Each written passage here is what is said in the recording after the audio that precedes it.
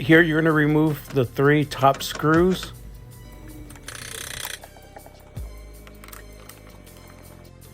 Remove the front plastic panel.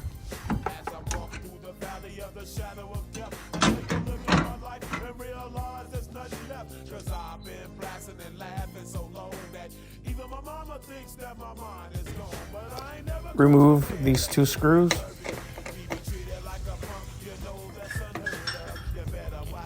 Remove the 1 screw underneath. Here the panel simply lifts up. Go ahead and remove it.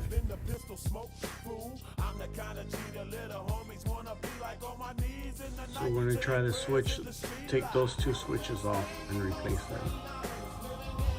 So I removed it, and it has a little pin you push out and it comes out.